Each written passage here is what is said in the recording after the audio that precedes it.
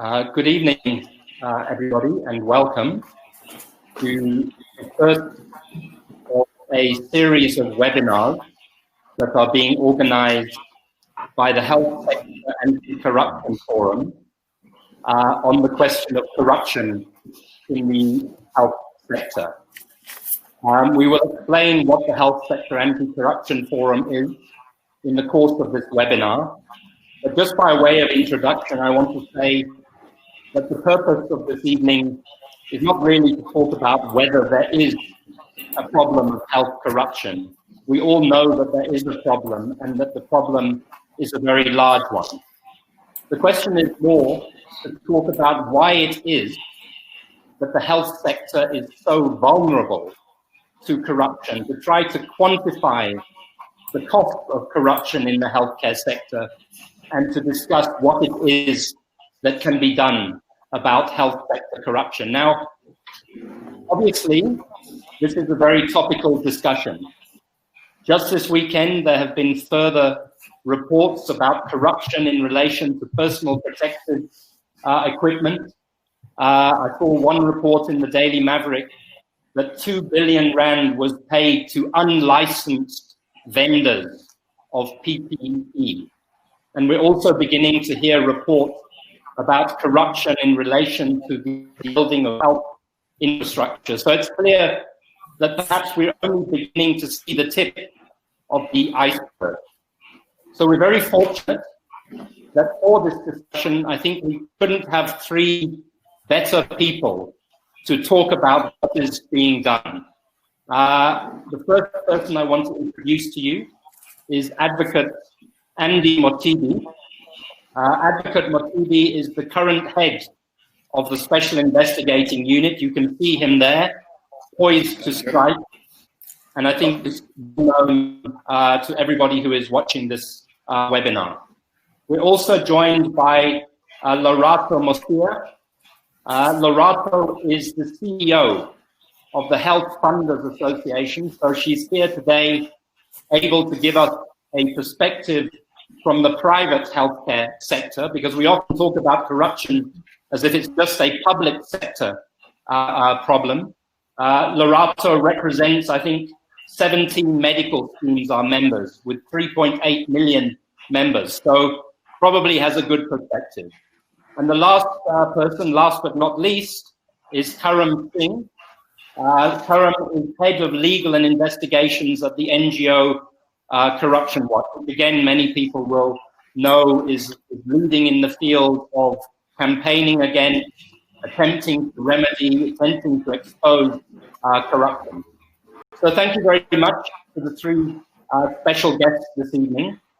I think people are beginning to join us, and now is a good time to kick off our discussion. So I want to start with you, Advocate Mothibi, as the boss man, if you like, in this discussion. Advocate Mothibi, you've been in your position for a few years. Why do you think the health sector is so vulnerable to corruption? And why is it, or are you able to quantify it? And before you begin, Advocate Mothibi, I've got a little bit of feedback coming from somebody. I'm not quite sure, but if you're able to just, if you're not speaking, turn off your speaker. Advocate Mothibi. All right. Well, thank you very much for the opportunity to participate in this all-important webinar. I think it's critical to have an opportunity like this to engage in conversations with the public and our colleagues in the profession and the health sector in particular. Our observation over the years, because we do a lot of investigations in this sector, in the health sector, and we've really observed that, and I don't want to just say, you know, it's easy to do it, but it does seem like it's easy to just go about with acts of fraud And my observation is that there has probably been, and across the board, a measure of impunity when people do and commit acts of fraud knowingly and just really expecting that nothing will happen to them. So it is very important that we start turning the tide where there is consequence management, whether it's criminal prosecution, whether it's civil litigation for recoveries, disciplinary processes to get officials out of the system, whether it's public sector or private sector. Now, the acts of misrepresentation, for example, it can be a simple act where a health professional, whether it's a doctor or any other professional who serves the state, is in the employment of the state, but there is a misrepresentation where some of his or her time is spent in the private sector, where he or she makes extra income, and there is no problem with that. But as long as you do it with permission, But there is a whole number of those examples that happen without permission. So that's one example.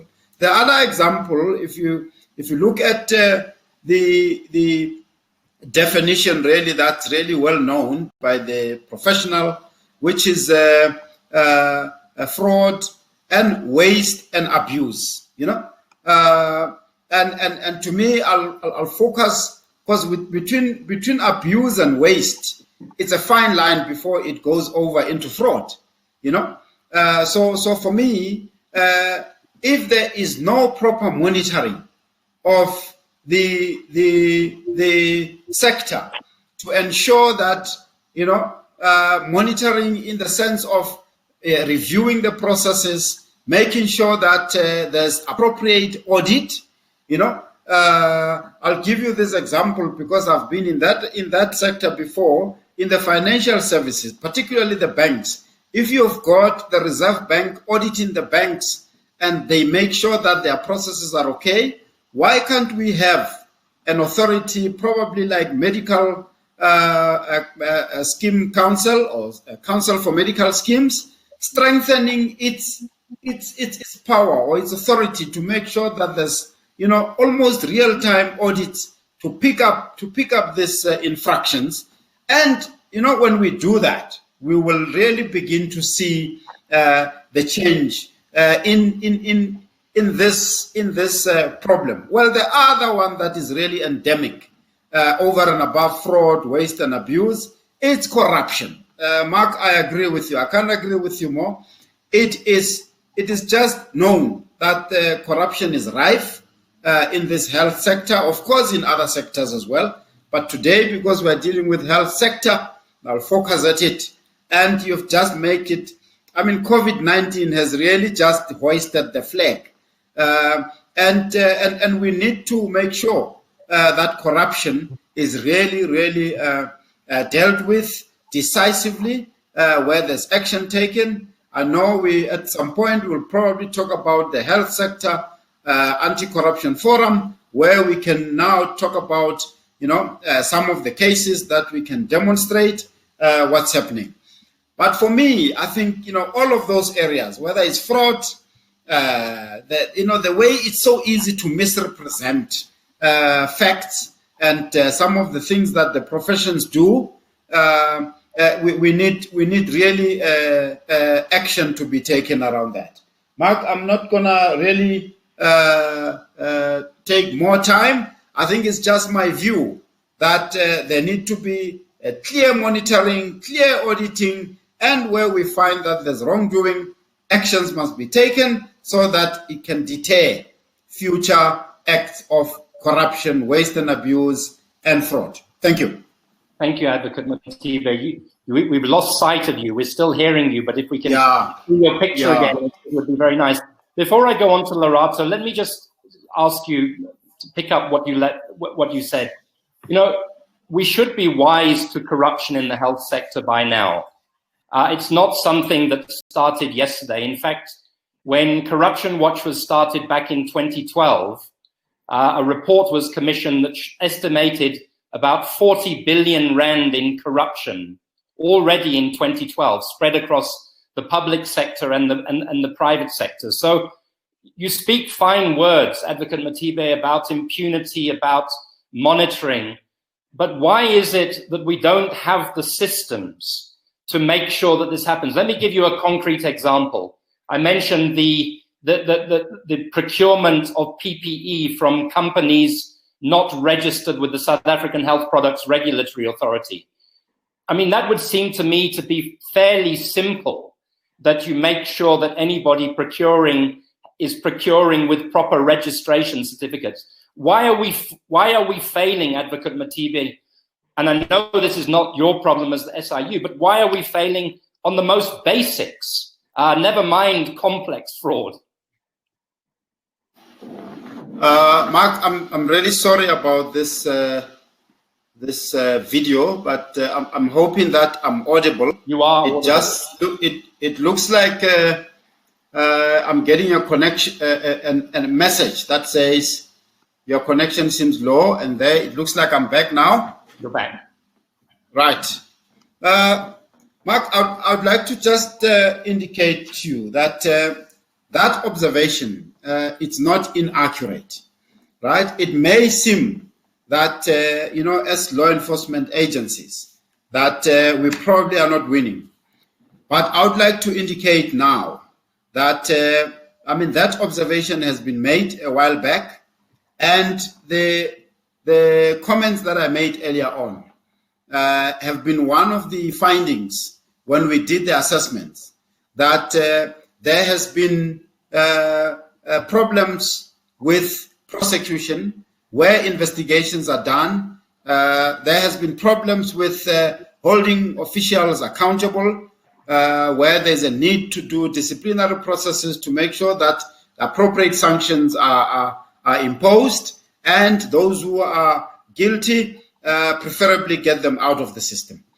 And again, there's been problems in ensuring that, you know, for those who has caused damage to the state, there is recoveries. But as we speak today, I think, and my observation really, is that we are turning the tide.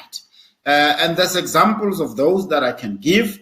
As I said, I mean, as we speak now, there's about 20 cases, and I will come back to, if we are going to really talk about, you know, the cases that are in the health sector anti-corruption forum. There's about 20 cases that have been reported, and most of those we are seeing results. You know, if you talk now on the ones on the COVID-19 investigations, already there's demonstrable results that we are seeing. You have heard, and it's out there in the public, that we've already referred as part of our investigations actions to be taken against very senior officials in the Department of Health in Gauteng, including the HOD, the head of the department, the head of the SCM, the general manager of human resources, who was also involved in the process, the chief financial officer. So and we've already referred for criminal prosecution, right? So, and we have been engaging with our colleagues in the criminal prosecution space, which is the NPA. We are satisfied that, you know, those matters are receiving priority attention. Even the matters that emanate from the health sector anti-corruption forum, which has been a very important forum to make sure that we deal with these matters on a concerted basis. Excellent. We're turning the tide, and I'm going to ask you about the health sector anti-corruption forum in a couple of minutes, because I think people will be interested. But Lerato, Mosiah, do you think we're turning the tide? And, you know, Advocate Mothibi has been talking about public sector corruption primarily. As I said, this report that was done 8 years ago found an equal amount of private sector corruption in health. Do you think you're getting to grip with corruption in medical aid schemes, corruption in health funders, corruption in private hospitals, and so on? Lerato, Mosiah, if you wouldn't mind coming in now. Okay, thank you very much. Can you hear me, Mark? Yes, I can. Thank you. Okay. Thank you very much, and good evening to everybody who's on the call today. As you have already said, Mark, we come from the Health Funders Association, and we represent medical schemes, administrators, and healthcare organizations. So, just to take you a step back on that, and I want to give you some context of what you're asking for the benefit of those on the call, on the webinar as well. That the healthcare system, as we know, is characterized as a healthcare system that's in crisis, and many of these challenges they've been identified and well documented, and we know that. But noting all of these things that have now happened, in terms of corruption and the likes, the president convened what was coined the Presidential Healthcare Summit in 2018. And it served as an avenue to bring together all the stakeholders from different constituencies, in a way of trying to find solutions, because we've already accepted that there is a challenge across the entire sector as a whole. But first, to try and see if we can propose any solutions to try and address these challenges through an inclusive process. So, and why I say that is because, yes, it does include both private and public sector. So the proposed interventions, were intended to address, the barriers to the achievement of universal health coverage. So, and I'm going to also focus a lot of it on the fact that not only are we looking and saying there's a lot of corruption and there is fraud, waste, and abuse, but it does impede a lot of the progress that we need to do as private and public sector around, delivering proper coverage, universal coverage. Everyone has a right to, health access to health services, and so emanating from that presidential health care, you will be then, you would know that we then went on to coming up with what was called the fraud, waste, and abuse, sector. Sorry, not sector. The Fraud, Waste, and Abuse Summit. So what happened is the CMS, considering all of what was, what was deliberated on at the Healthcare Summit, went on to launch this Fraud, Waste, and Abuse Summit, which I will come back to. But also coming out of the Presidential Healthcare Summit is critical to note that one of the pillars on the which talked about leadership and governance, identified that there is an immediate need to come up with an anti-corruption forum in the health space. And you did say that you were going to maybe talk a bit more to Advocate Mothibi about it. But so what that did then is that it started sparking a lot of activity, and we started making progress, not only as public sector, but including the private sector. So what's good about this is that at that Presidential Healthcare Summit, all stakeholders, well, the majority, let's say, were in there. And we all got up and we said, as private sector and public, we need to work together. What came out were challenges. There were massive across the board. And you talk about corruption in the private sector. Yes, there's been elements of it. We cannot say it is clean. However, the idea behind that summit was to say, let us admit where we are. If you want to coin it, we are where we are, or it is what it is. And let's then move on and say, these are the challenges. There's been 9 pillars that were identified. Well, they call them commissions. And the 7th one that I've just spoken to talks to governance, leadership. Because of these inherent problems that are in our system, in our healthcare system, we found that they've actually allowed proliferation of unlawful behavior, of complexity as well, and other things that we obviously know are plaguing our industry. So what have we now done in terms of that? And probably I'm overstepping here, Mark, but we've then gone on and, thanks to the CMS as well, we've gone on as a private sector and said, we realize these things. We have noted from the Presidential Summit, Healthcare Summit, that there are challenges. We are now going to address them. Fraud, waste, abuse. CMS has taken upon themselves, and they've shown a lot of leadership in that regard, and we've been signatory to the process. We've gone on and signed a charter. Now, that charter was signed by constituencies across the healthcare sector that believe that together we can do this. And I'm talking doctor groups, the regulators themselves, and ourselves. So yes, we have acknowledged it, and from there comes a lot of good work. I'll stop right there. Thank you. Thank you, Lerato. That's very helpful. I think one of the frustrations, and I'm going to put this now to Karam Singh from Corruption Watch, is that, the people on the front line of healthcare, as both providers and consumers, are tired of summits and charters and task teams and all of these things because their experience doesn't change.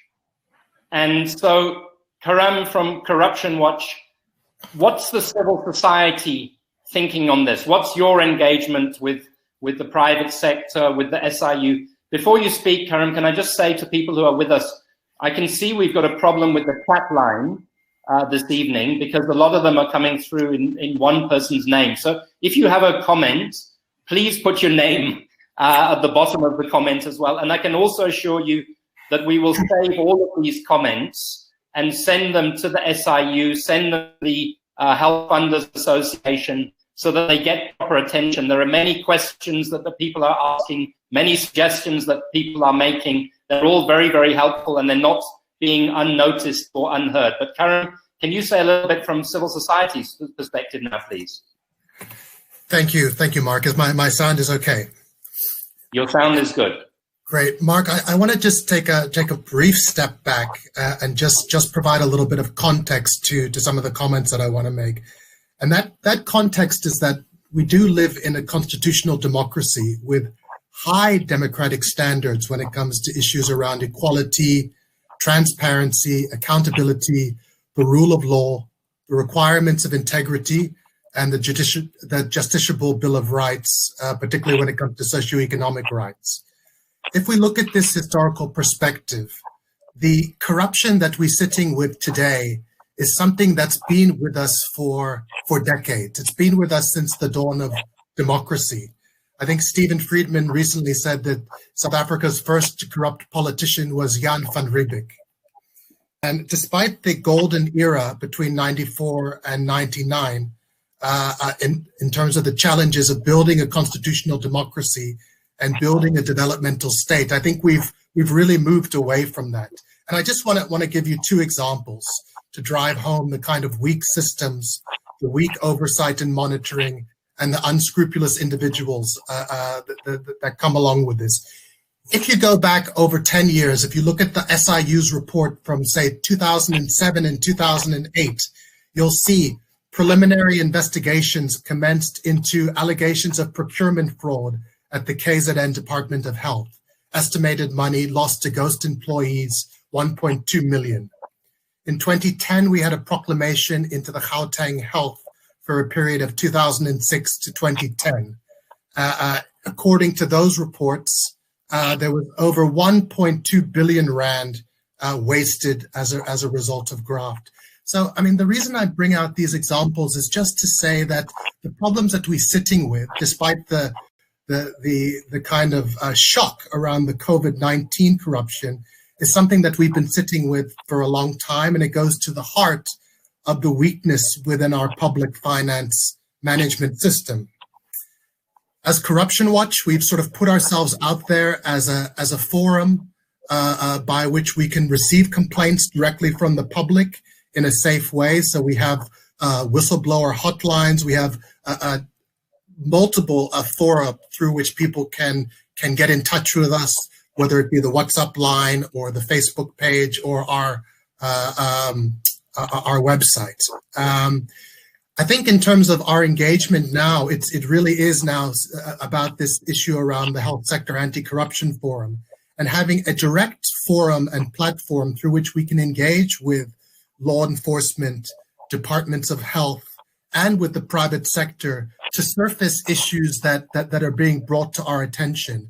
And I think this is absolutely critical to how we take these things forward, because a lot of times as Corruption Watch, when we receive whistleblower complaints, we really battle to have the capacity to investigate them properly, and then to understand where can we hand off these allegations, how far can we take them, can we trust law enforcement to share the information with them, can we trust provincial departments of health to bring the matters back to them, when a lot of times you're bringing matters back to people to investigate who've been implicated.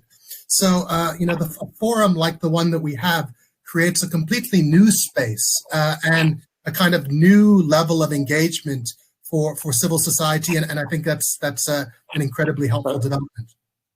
So you're seeing that as a positive, and I'm glad to hear that. And I'm going to ask Advocate Mothibi to say a little bit more. There was a question earlier on, and you're probably well placed to answer this, Karam, but be brief. Somebody said that there's still a problem with protection of whistleblowers, that people are afraid that they'll be victimized, that they'll be hurt.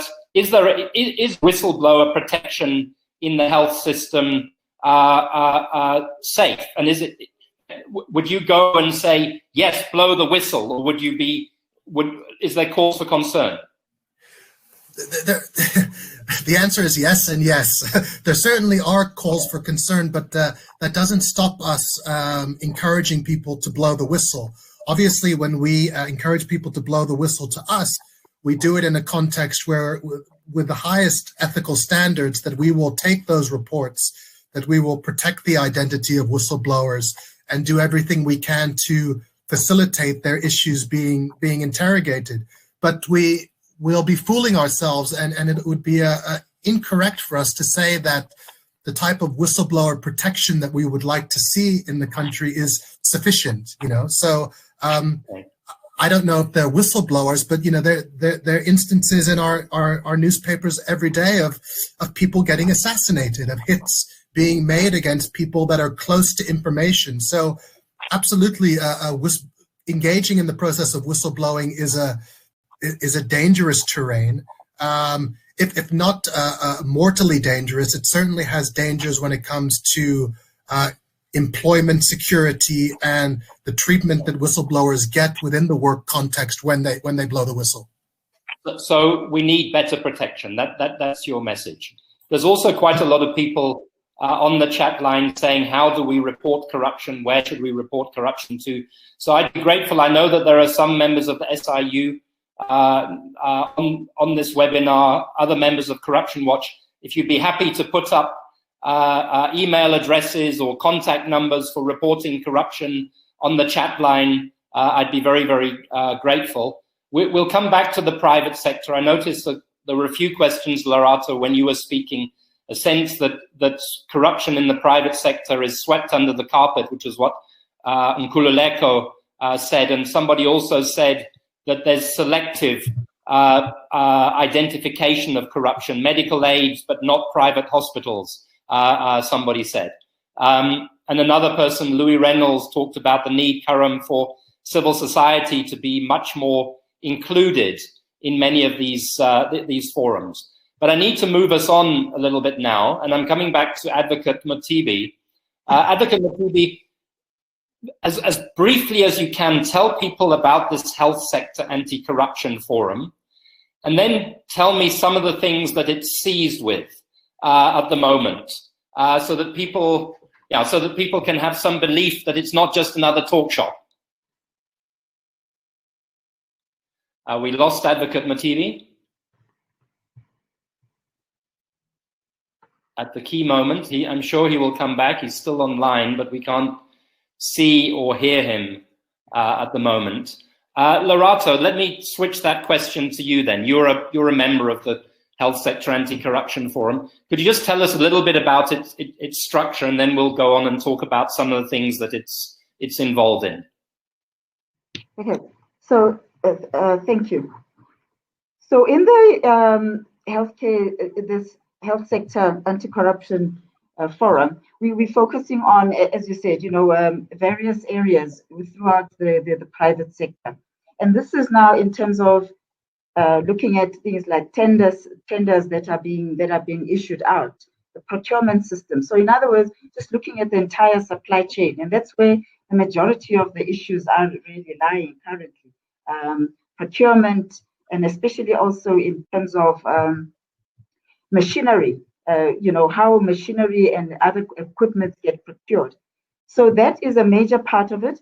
And what we do then is we obviously take in proclamations that would come in from the ministerial office and start running on those. Those are then, we then sit down and we do the investigations, and we look at obviously the nature of the allegations that have come through, and we prioritize and look at exactly how to manage each one of them. Obviously with an aim of coming to a finality of saying that they must then go to the next step of investigation, as the advocate has already mentioned.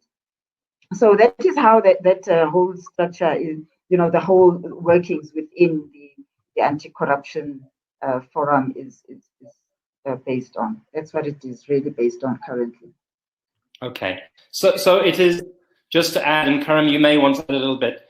Basically, it was set up after the Presidential Health Summit. It includes key state agencies, the SIU, the NPA, the National Department of Health. It includes key private sector health organizations such as your board, your Healthcare Funders Association, and it includes crucial civil society organizations as well. And I guess what it's meant to be is a forum where all of these different interests and perspectives can come together and report and identify problems, but also make sure that they reach the correct authorities. Is that right, Lerato, Mosiah? Yes, correct. Yes, it's very inclusive, representative, as you say, in terms of structure. Okay. Now, what do you think, before I go to Karam, what are the big corruption issues in private health that concern you? If I was to ask for like bullet points, where are we vulnerable?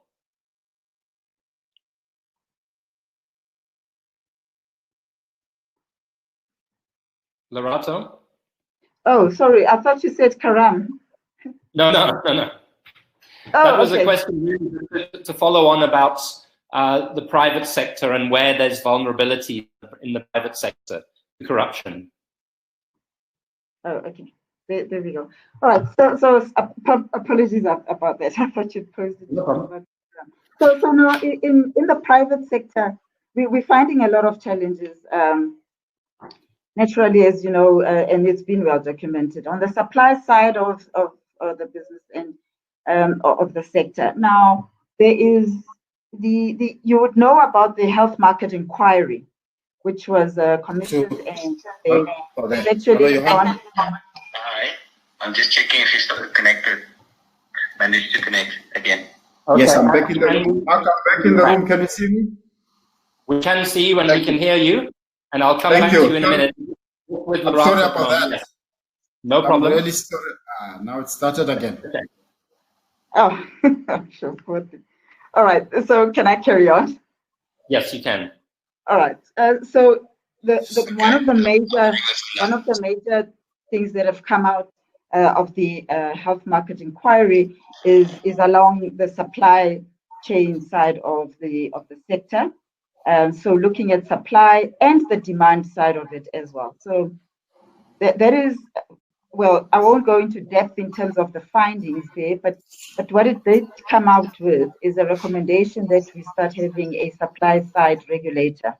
And the reason that would be is simply because we realize that there are issues around pricing, there's costing issues, there is issues around pilferage in terms of looking at how people are stealing things within the industry and within the sector, and just general governance and leadership issues that are plaguing the private sector that we've realized. So there's a lot of recommendations that have come out of the that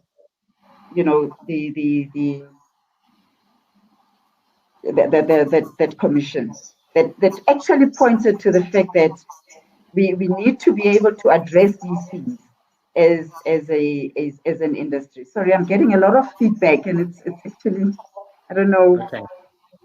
There's some feedback coming in. I'm not sure echoing. why. There's an echo on my side. Okay. But before I leave you, I've seen a question from Safura, who says dealing with corruption requires extensive use of data analytics, business intelligence tool that will be able to assist the state to make links to all officials linked to corruption activities, especially when they resign prior to being charged. Do you think there's enough skills sharing, as it were, between public and private to make sure that we are utilizing the best of all of our systems to nail these thieves?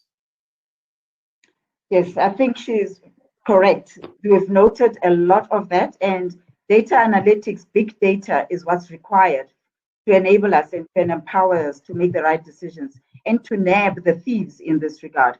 So what has happened is through the Fraud, Waste and Abuse Steering Committee that we sit on as the Health Funders Association at the Council for Medical Schemes, we came up, as I said earlier, there is a charter that was signed, and all the signatories have agreed there that we have to be able to put in codes of good practice in place as an industry. And we've taken it upon ourselves as well as an association to ensure that we are collaborating and working closely with the CMS in that regard. Now, coming to big data and analytics, these are just one of the things, the interventions that we're now doing, to make sure that we get more data so that we can actually get down to the root cause of this. Thank you. Thank you very much. I was going to move now to Advocate Mothibi, but he's disappeared. Advocate Mothibi, can you hear? At least, can you hear me at least? I can, yes. Yeah. So Advocate Mothibi, when we last lost you, you were starting to talk about the Health Sector Anti-Corruption Forum. We've now heard about what it is and what it does, and particularly Lerato Mosiah has talked about the private sector involvement. Can you be, how specific is it possible for you to be about what are perhaps the top 3 health corruption issues that you are dealing with at the SIU and through the Health Sector Anti-Corruption Forum at the moment? Because there's a swirl, things come and then they disappear. Somebody in the chat talked about Life Esidimeni. What happened to Life Esidimeni? Somebody talked about Brian Tlongwa. What happened to Brian Tlongwa 10 years later? Yeah. I know there's confidentiality issues, but can you tell us what you're seized with at the moment?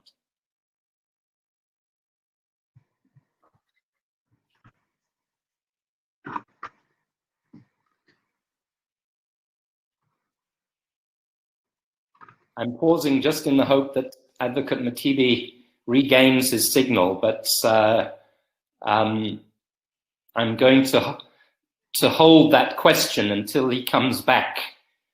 Karam Singh, what do you think are the critical? Advocate Mothibi, are you? Yeah, okay. Yes, let me try my best, and I really apologize for this connection issues. I'll try my best with what I have. I think it's very important for the public to know that the Health Sector Anti-Corruption Forum is the result of 2 processes. Number one, it's an outcome that was identified at the presidential summit that Lerato referred to. And number 2, the Anti-Corruption Task Team, which is a combination of law enforcement agencies, also identified that there's a need to really focus on vulnerable sectors and the health sector was one of those vulnerable sectors. So the one outcome from the presidential summit, number two, the anti-corruption task team, and now we decided to establish this anti-corruption forum, which is the health sector focused. And this included the civil society, like Corruption Watch, as Karam has said, and the Section 27, and the other civil sector, labor. It also included business, but also it was also driven by the need to make sure that we implement the National Anti-Corruption Forum, anti-corruption strategy. Now, we've got the terms of reference that we have agreed on, which is something that every party agreed to, and it was launched by the president in October of last year. Up to now, we have seen cases being reported, and specifically to your question, and I'll touch on just briefly, we've got cases reported against the Health Professions Council of South Africa, where there's about 8 corruption matters that have been reported, and most of them have already been investigated. We've seen outcomes where there's a criminal case. There's also been, now, the one big topic that's topping the list is the procurement process. The procurement process in the health sector, it's a problem. It's riddled with maladministration, and we are seeing that in most of the cases that are reported. We also have reports in the National Health Laboratory Services. It was also around procurement processes. We also have reports in the Health Sector Products Authority. There, it's about the health products that enter our markets, about appropriate authorizations, and again, the corruption and the processes that are in there.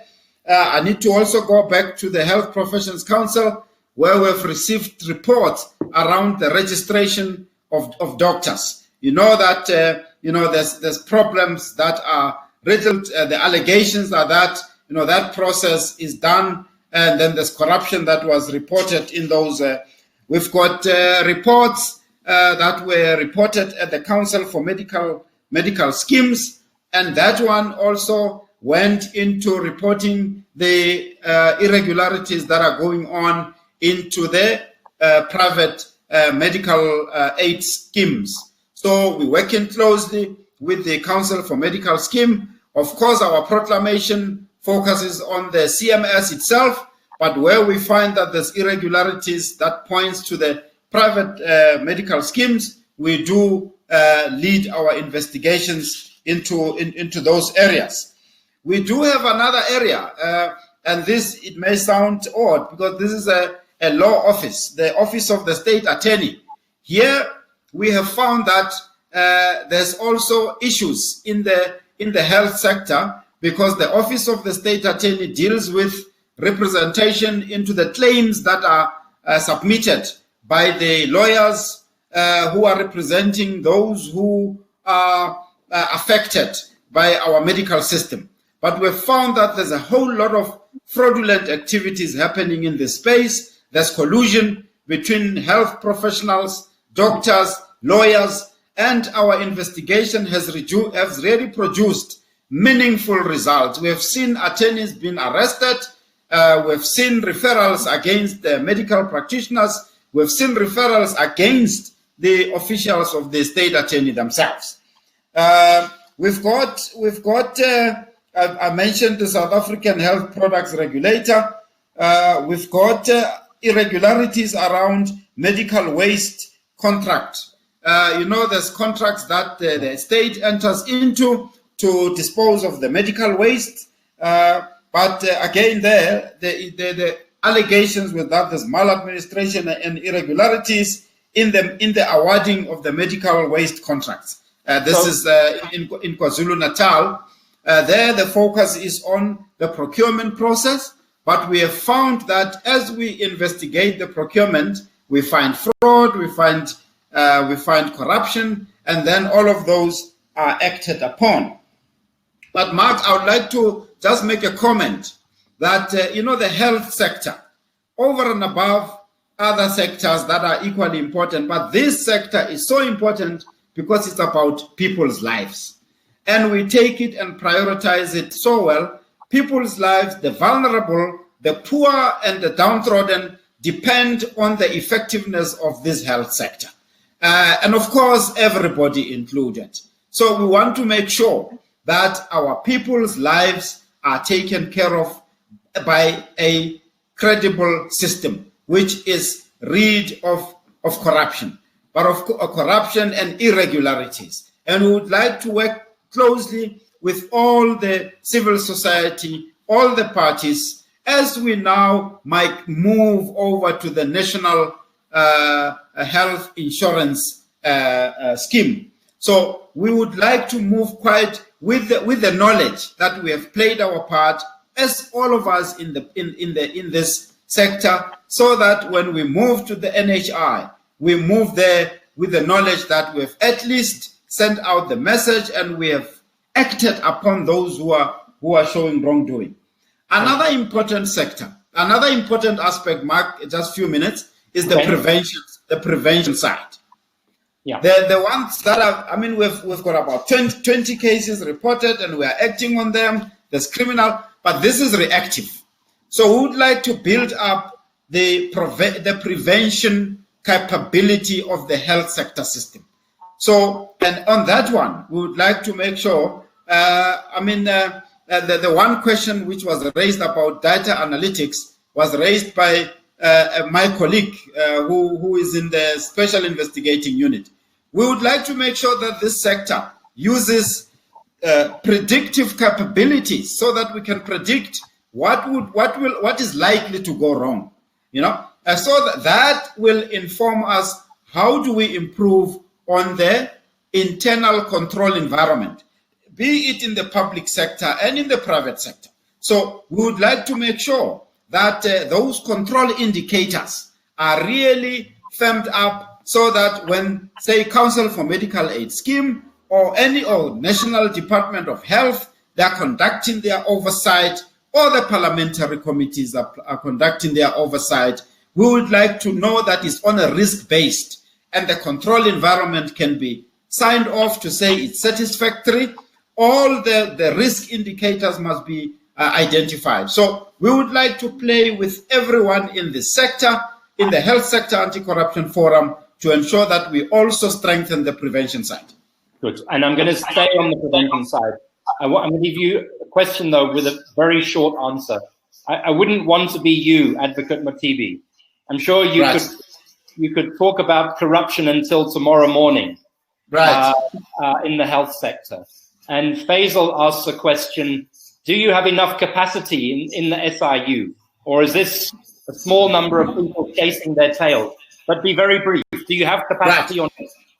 We do have capacity. We have been on record that we would like to improve it, especially now. It's pronounced now, even in the COVID-19 investigations. We do have a parallel. Our resourcing model allows us to insource so that we can be able to augment our capacity, but the insourcing is not cheap. So we would like appointments on a permanent basis so that we can be able to do our investigations based on an internal capacity, and in that way it's economical. So we don't depend a lot on the insourced expertise. Okay, the Treasury must listen. You need more. Thank you.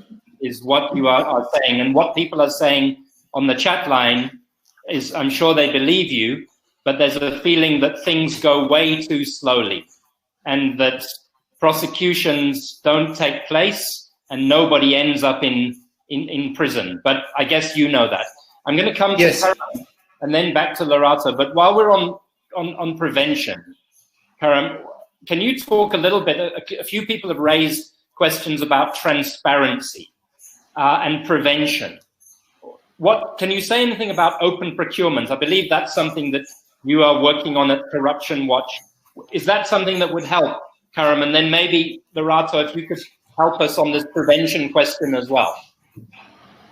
Thanks, Mark. And I've got one eye on the clock. So quickly, let me just say that one of the initiatives that we've been championing is the notion of open contracting for health.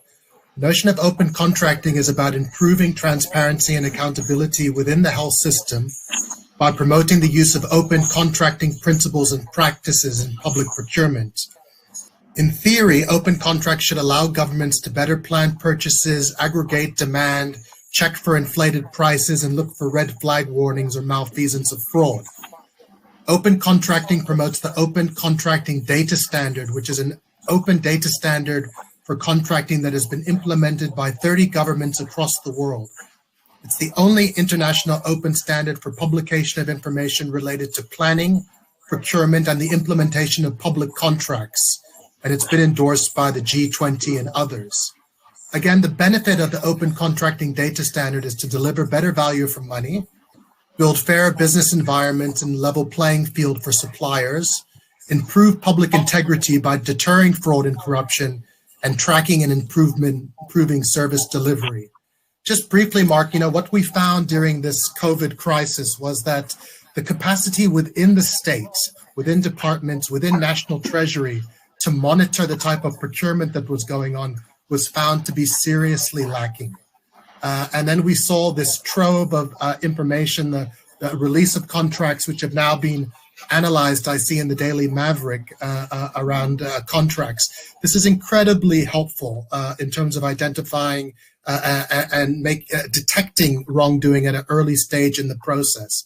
So there have been some noises coming out of National Treasury in support of an open contracting process. There are currently requirements around the publication of data, but we need to see a much stronger commitment and will, particularly from Treasury, to embrace this type of approach.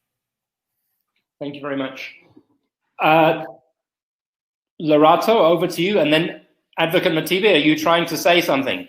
Yes, I'm trying to make a comment. Okay. The open procurement system, it's really something that we really have to consider, and I'm glad that Karam has, Mark and Karam has brought it up. We have seen almost that what we could call a pilot, in the Gauteng government, and our view is that if that is really incorporated in the government procurement system with the appropriate checks and balances to ensure that data is protected appropriately, we will really see a significant improve that would mitigate some of these corruption risks, So Mark, I hope before I close, perhaps I can mention it now. You mentioned that there's a comment around the slowness of the process. We have now, and I'm sure the public can see that there's now been arrests. We are acting with speed when we find irregularities and wrongdoing in the COVID-19 investigation. That is the speed that we'd like to see in the COVID investigations and beyond. So our colleagues are aware of that we have almost set a benchmark for ourselves that we can work with speed. And I'd like to mention another mechanism that we have been put in place. The president has signed off on the special tribunal, which is functioning now. You have seen, and it's public out there, that we have been quick in when we identify the irregularities. We have been quick in freezing the assets. We have been quick in freezing the pensions. And freezing the pensions sends a very clear message that if you are culpable and you have been found to be doing wrongdoing and you think you can resign and leave, that does not assure you that you will get what you worked for all those years. So all those, it creates a risk. So this special tribunal has really been the best thing that government has done. It's showing that, it's speeding up the processes of seizure and possibly forfeiture and recoveries. Thank you. Thank you, Advocate Mothibi, and congratulations for all the hard work that has gone into getting those things up and running. Lerato, back to you. Prevention, you were talking about the health market inquiry earlier on. Do you think governance and oversight is sufficient in the private health sector? Do you think that overpricing is corruption in the private health sector? We need to be cognizant of the fact that anything that we look at which is not in the best interest of the members, where it does not suit the beneficiaries would be not seen as corruption, but we would need to understand exactly what, for example, overpricing, would need to understand what are the mechanisms that lead on to something of that nature. And if there is any overpricing, if the finding is made that there is overpricing in specific cases, then we should take it over. But the health market inquiry actually pointed to the fact that these have been challenges that have been in the industry that we need to look at, and we need to now put in place, things like tariffs that and do proper processes or rather institute proper processes that will stop that kind of behavior when it does happen. So, for example, we are looking to say that when they put in that supply side regulator, they would be looking at those kind of things around pricing. Is it fairly done? And if and when an individual or practice is found to be wanting in that regard, they will have to bear the brunt of that.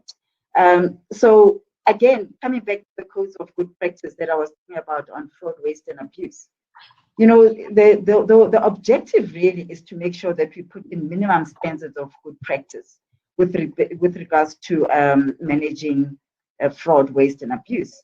And so all these policies and procedures that we talk about, that the health market inquiry has also advocated for, are going to be assisting us in preventing, a recurrence of this kind of behavior that we are seeing, or that the health market inquiry has come out with. So yes, there is a lot that still needs to be done. And we agree that it is not a squeaky clean environment that we are working within, but we can only start taking baby steps. And it's important, highly important. I'd like to stress that the HSA, we want to see a situation where private and public sector can start collaborating and cooperating a little bit more on these matters. Also assisting SIU, hence we've taken our involvement with Advocate Mothibi's organization and all the other stakeholders to make sure that we get down to the bottom of this.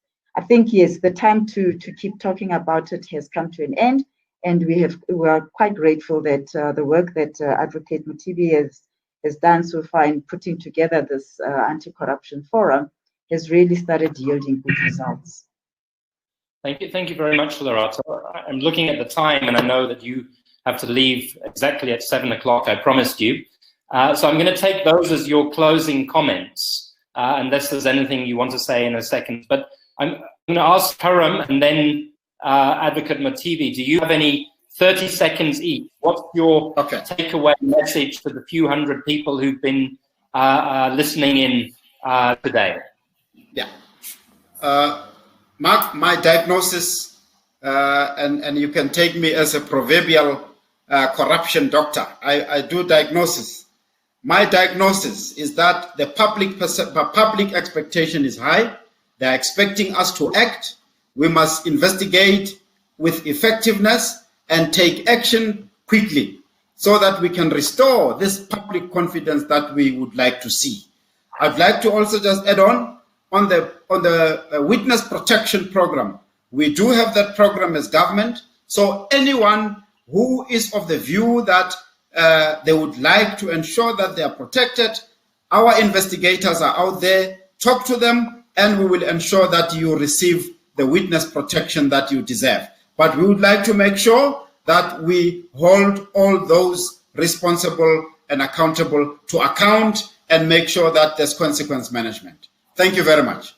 Thank you, Advocate Mothibi, and please pass on our best wishes and strength to your team at the SIU and to all those people who are fighting this battle for us.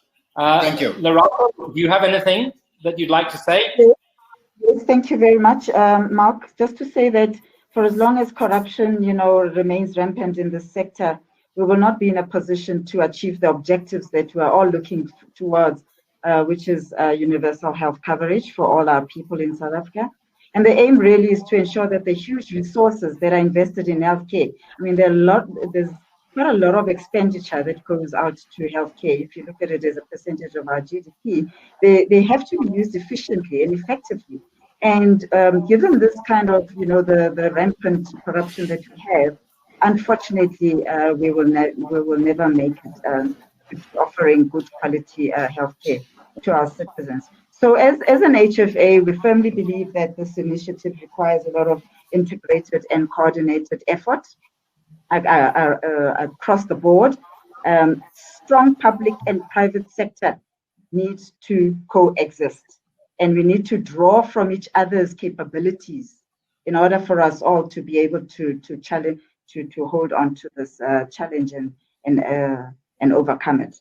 So we would like to acknowledge the Council for Medical Schemes in terms of, assisting to push forward the agenda from a funder perspective, and together with all the other stakeholders to make sure that we all come out with a common goal for all. Thank you very much. Thank you, Lerato, Mosiah. And finally, I'll give the last word to civil society. Thanks, Mark. Look, I mean, I think the big question on everybody's lips this week with all the arrests was, have we turned the page? Have we turned the corner in the fight against corruption? And I think there is good reason to be cautiously optimistic. I think there have been some really major developments in terms of the work of the Auditor General in terms of doing real-time audits, the SIU proclamation very close to the time of allegations, and then this high level of cooperation that we're seeing between various law enforcement agents. But I think we have to be sober when it comes to the challenge of rebuilding independent institutions of state and fulfilling the promise of the constitutional democracy that we live in and the high bar that it sets.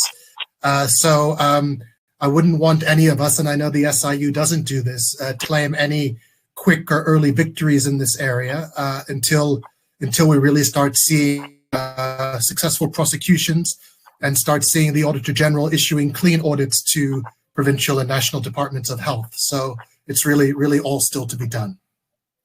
Thank you, Karam Singh. Thank you, Advocate Mothibi. Thank you, Lerato. Thank you. Thank you. Thank you. Thank you very much. Thank you to all of those who have listened in. I just want to say in closing that this is the first of a series of seminars. Today was meant to give you an overview of the issues and of the institutions.